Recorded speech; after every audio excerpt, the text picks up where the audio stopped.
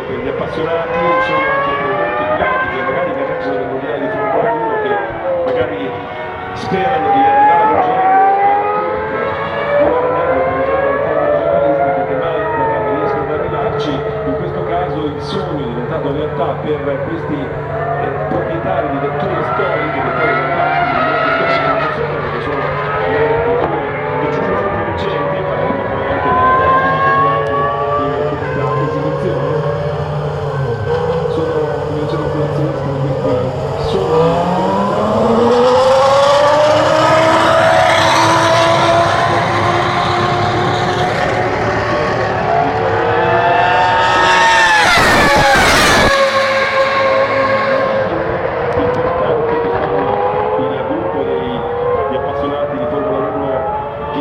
Sono approdati a Suzuka in Giappone per la prima tratta di 2009 a vivere